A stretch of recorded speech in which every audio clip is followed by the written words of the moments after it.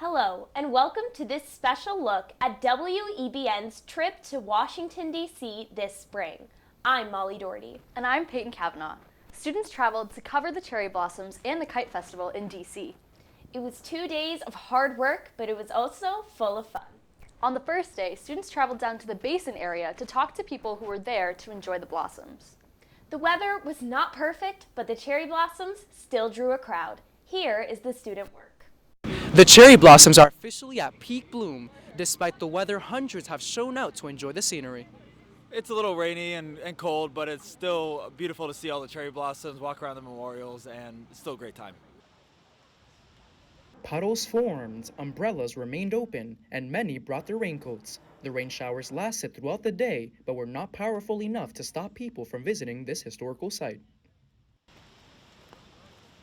The first cherry trees were planted a century ago. There are about 4,000 Yoshino cherry trees around the basin to date. The walk is 2.1 miles to get around. There were walkers ranging from toddlers to dogs. Sharif Davidson flew in that morning from Miami, Florida. She brought apparel that was on theme to prepare herself for the weather. I needed something a little thicker, so I got this inside the Union Station for something, as it's warmer. Corinne Young is a college student from New York. She says the weather did not impact her experience. Instead, it made her see the cherry blossoms in a new light. Even being here is just very empowering, and I know, like being in college and having that depression or gloominess around this time, this was very uplifting, so I was very happy to change my location. The festivities will continue tomorrow with the Kite Festival running from 10 a.m. to 4:30. From Washington, D.C., I'm Jay Albito, WBN Boston. While the weather may seem gloomy around me, the cherry blossoms are lighting up everybody's day. It's a cold and rainy day at the basin in Washington, D.C., but that isn't stopping people from coming out and seeing the cherry blossoms. One of those people enjoying the blossoms in full bloom was Gay Valamont, who came all the way from warm and sunny Florida. I'm okay with it. I'm okay with it. I would love to see D.C. when it's lovely and beautiful, but this is part of the Northeast, and it's what you have to deal with. While many traveled to D.C. to see the blossoms for pure enjoyment, experiencing their beauty meant a lot more than that to Valamont. Her son, Elijah, sadly passed away from brain cancer at the young age of 9 years old. Valamont was gifted a cherry blossom tree in her son's honor, making this trip to D.C. mean so much more than just seeing the blossoms, but to remember her son. Even in crappy weather, that to me, each one of these blossoms represents my son and the love I had for him. While the cherry blossom festivities continue throughout the rain, the Kite Festival has been postponed until tomorrow. From WEBN News, I'm Nick Antonakis. Since 1967, families have come from near and far to the National Cherry Blossom Kite Festival. Here on the National Mall, families with experience ranging from avid experts to first-time flyers attended today. Despite differences in experience, they have one thing in common: their love of being together. I kind of did a little of it with my parents when I was a kid, and then I think once we had her, we kind of wanted to get a really cool kite because it was so windy down in Outer Banks, so. Hannah, Parker's 11-year-old daughter, said she doesn't have the same amount of experience but enjoys other activities. I like to draw, and I like spending time with my parents. Hannah is among many young flyers who learn from their parents. Penny, a Washington, D.C. local, is also enjoying the festival. Is that your only other kite? No. You have more? Yeah, I have two more. Tell me all about them. One's a rainbow turtle and the other one's just a plain one. Do you fly kites with your parents? Yes. Kite flying is a special tradition passed down from generation to generation. The Yoshidas have attended the festival years in a row, traveling all the way from New York every year. Despite the gloomy weather this weekend, they got some sightseeing in for the first-timer they brought with them. Yes, just walking around, and now we knew this festival, so we came here again. Awesome. But totally different place compared to yesterday. Is this the first time you guys have been to D.C.? Actually, 3 times or 4 times. 3 times? But the first time for him. The Cherry Blossom Kite Festival is a place where kite flyers, new and experienced, younger and older, can come together to mark the beginning of spring and spend quality time together. Reporter from Washington, D.C. I'm Meg Richards. I'm Patty. And I'm reporting with WEBN Boston. You want to wave? Wave bye! We're here in Washington, D.C. at the annual Cherry Blossom and Kite Festival, where thousands of people from around the world come to watch and show off their kites. I spoke to a few today. Population here today, and that's very beautiful and beneficial to see everybody together for the commonality of enjoying the cherry blossoms as well as the kites. This is Dr. St. Croix's first time at the Cherry Blossom Kite Festival in 5 years. She's excited to make her return after the pandemic. This is my first year that I did get an official cherry blossom kite. St. Croix was one of the thousands of people that attended this year's festival. People come from near and far not only to fly kites, but to watch them too. Like Jeremy and Alexandria, who are here all the way from Delaware and enjoy seeing all the events come together. I'm here to watch. I've seen a lot of people at the beach do it, but I've never gotten into it. Great weather. It's nice to see everybody out here. It's a beautiful time for everyone. You see everyone from old to young and all different kinds out here. And everyone says they're looking forward to coming back next year. I will be here, yes. Awesome. Maybe with a kite. From Washington, D.C., I'm Sam SPOUND with WEBN News. Hello from Washington, D.C. I am here at the Tidal Basin, where not only do I get to see the beautiful blossoms in bloom, but also witness very special moments. So it was about 4 years ago, around the same time. The exact date was March 29, 2019, actually. So it was a trip that we planned for some time. What she didn't know was I was planning to propose at the time. What was expected to be a long-awaited trip turned into the memory of a lifetime. So I've always wanted to see the cherry blossoms, to be 100% honest, and you know, we said, let's make it a trip out of it. Little did I know that, you know, he had actually been behind the scenes looking at the forecast for like months, and so he had booked hotel reservations, restaurant reservations almost for an entire month every single weekend, just so that we can actually come at peak of blossoms. Visiting for the first time in 4 years, the cherry blossoms remain a symbol of surprise for the couple. Really, in all honesty, we just wanted to be able to come down and be able to see the blossoms at its glory. And, you know, as we were walking around, he's like, I'm going to find the spot, I'm going to find the spot. And I thought he was kidding, but I had no idea he was carrying around the same picture from, you know, when we had actually done the proposal. And so as we started coming here, we were like, wait, I think it's around here. Where is it? And so, you know, as we were walking, we were like, no, look, that's where the memorial is. This is where it was. And so that's why we wanted to just take the opportunity and redo that memory one last time with some coats on instead of a beautiful dress, but nonetheless, still something fun to be able to remember. From Washington, D.C., I'm Mia Harmon, WEBN Boston. The sun is out here in Washington, D.C., and crowds are out and about here in the National Mall taking in the cherry blossoms in their peak bloom. Washington, D.C. experienced summer temperatures and pouring rain this weekend during one of the city's most popular events of the season. The Cherry Blossom Kite Festival, originally scheduled for Saturday, March 25th, was postponed by 1 day. Both D.C. residents and tourists had to quickly adapt to the schedule change.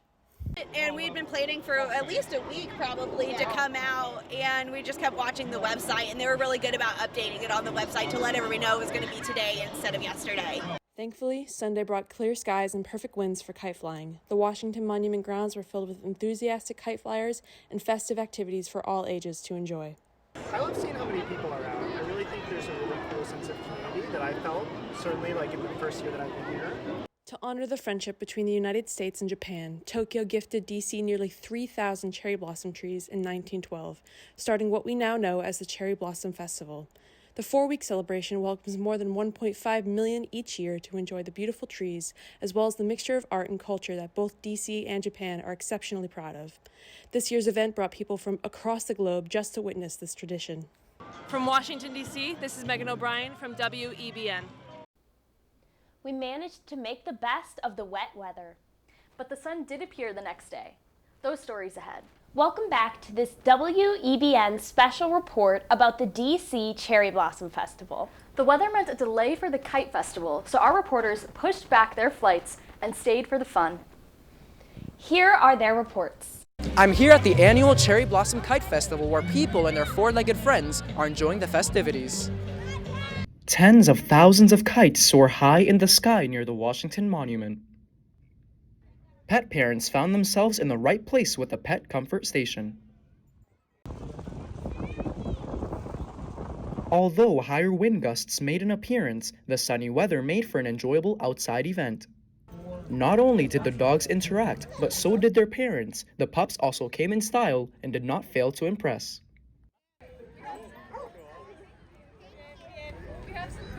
Jessica Nordstrom is originally from northern New Jersey. She brought along both of her corgis. There's actually a big corgi meetup going on in town too, so there's about 50 corgis hanging around. We couldn't get a more beautiful day. It's awesome, and love that people are out and about and just enjoying the city. Laura Clark, a volunteer at the Pet Comfort Station, has participated for the last decade. We are here to support those with pets that come today with their little furry friends. And as you can see, we have water bowls and doopity-doo bags, as I call them, and just a place for people to gather and to take a little break. This is just a remarkable way to include our furry friends in such a beautiful event in the Washington, D.C. area. This is Shannon Malloy's first time attending the festival. She drove 8 hours and her dog Malachi is enjoying every minute. He's loving it. He loves coming to everything with me. We're kind of two peas in a pod. Hi, Malachi. Malachi. How are you enjoying today's event? Well, you heard that, guys. From Washington, D.C., I'm JL Bito, reporting for WEBN News. Here at the 2023 Cherry Blossom Kite Festival, attendees got an interactive look at a LEGO experience coming later this year. LEGO Discovery Center is basically an indoor playground, 32,000 square feet with 12 different theme zones, all based around LEGO. We'll have a 4D theater, there's going to be a couple of rides and attractions, and of course plenty of opportunity to build and create your own LEGO creations. So luckily LEGO did some of this work for me. This is actually based off of the LEGO bonsai tree set. That one's only about 900 pieces or so we took that idea, we looked at the pieces involved, and we just kind of upscaled it 10 or 15 times. We've got the same types of pieces, aside from the brown brick used for the trunk, we've got white flowers, and on top of the white flowers we've got little pink flowers, and if you look closely there's actually a few thousand light pink frogs as well to kind of give different texture and different color for some of the blossoms. As a master builder, LITTERST played a key role in creating a set that reflected the city. When we found out that we were going to be involved with the National Cherry Blossom Festival a little while ago, we decided what better way to represent DC and the Cherry Blossom Festival than by creating our own version of a cherry tree. Altogether, it took about 32 hours of total build time, and we're looking at about 17,000 pieces or so. From Washington, D.C., I'm Nia Harmon, WEBN, Boston. Here at the Cherry Blossom Kite Festival, pros take flying a kite to the next level. While it may seem basic from a distance, flying a kite certainly isn't easy. It takes years to become a professional. Meet Frank Gentile, a professional kite flyer with the Wings Over Washington Kite Club. He has been up since 4 o'clock this morning preparing for the festival. Before that, Gentile spent years mastering his kite craft. It took me quite a few years to get a really good hang of it. From single-line to dual-line kites, there's a variety in the skies of DC. Gentile and other members of the club fly 4-line kites called quad kites. Each pair of lines is connected to a handle, so each hand is controlling 2 lines. Gentile started flying kites at the beach years ago. Never expecting his passion to take him this far, and sharing the love of kites sends his emotions soaring as well. I can describe it, I can talk about it for hours, but until you get that feel in your hands, it's kind of hard to describe. Maybe you can come on the field and give it a try, you know what I mean?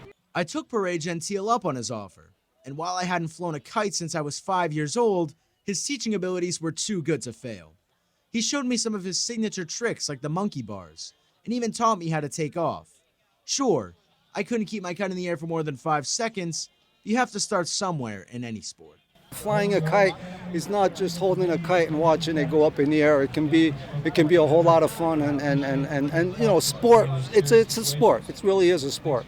While Frank's lesson sure helped me grasp the basics of kite flying, I have a lot of work to do to catch up with the pros. From Washington, D.C., Nick Antonakis, WEBN News, Boston. Here at the Cherry Blossom Kite Festival, community is everything. This 4-week celebration draws thousands of volunteers year after year who help man tents and create kites. Volunteers dedicate 4 weeks of their life to the annual festival. One of them is Diana Mayhew, the president and CEO of the Cherry Blossom Festival. In her 23-year tenure as president, she's seen it all. But every year, she's in awe of the thousands of DC locals who show up to volunteer. The volunteers for the National Cherry Blossom Festival are really the backbone of how this festival even exists. Volunteers aren't the only ones who make the festival happen. Nationwide companies get the chance to sponsor tents like these. The festival is a nonprofit, and most of the events are free for attendees. These sponsors are crucial to the weeks of celebration. Hilton Hotels was a longtime sponsor of the festival and returned once again this year. Jennifer Chick is the Senior Vice President of Hilton Honors and Customer Engagement. She took a leading role this year in Hilton's partnership with the festival. But in the last year, I've actually joined as a volunteer on the board. So that's also been a great experience to learn a little bit more about the inside out of how the festival is run, the creation, the planning, and the development of it. The festival offers a wide range of volunteer opportunities, from working in the parades as a balloon holder to answering questions at the information tent. A sense of duty brought first-time volunteer Antoine Harris out to the festival. The community, working at a news station myself, I wanted to give back to my community. As part of being in journalism is interacting and meeting people and getting out and having some fun. It's like it's my first time. So I wanted to see the cherry blossoms, see the merch, see the people, see the kites, have a good time. At the end of the day, the volunteers and sponsors show up for one goal: community.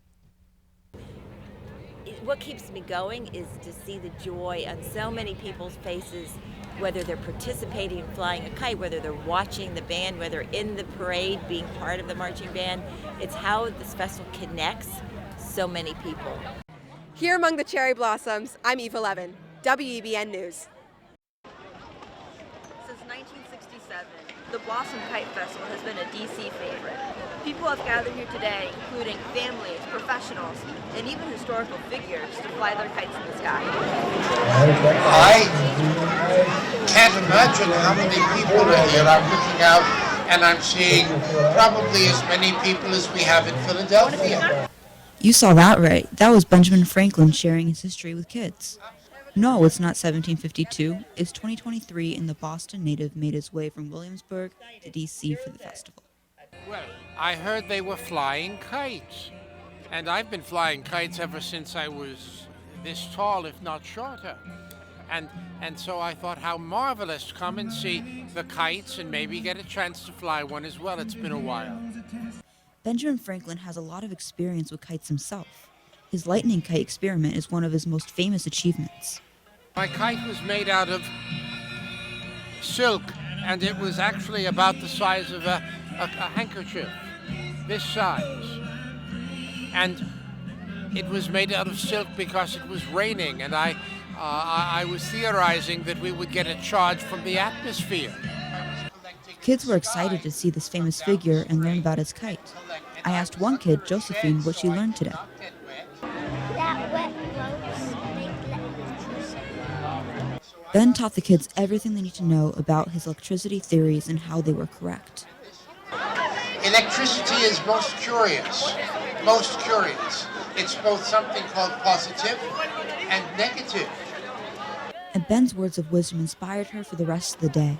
She told me that the best part of her day was flying her kite with her family. You see a lot of pretty kites. Which one is your favorite? The big whale. From the Washington Monument, I'm Lizzie Pereira, WEBN News. So Peyton, what was your favorite part of WEBN's trip to Washington, D.C. this year? You know, Molly, I really loved hearing everybody's stories, covering these events, but most importantly, I loved spending time with other EBN members and getting to know new people. Agreed. Yeah. What about you? What was your favorite part? I'd have to say my favorite part was helping JL make that dog package. Ugh. Who doesn't love a Interviewing good those dog? corgis. Of course. So Must have been so good. Must have been incredible. Oh, Well, yeah. You know, thank you for joining us for this special report. We are very proud of the WEBN reporters and the coverage of the cherry blossoms. I'm Molly Doherty. And I'm Peyton Kavanaugh. Have a great night.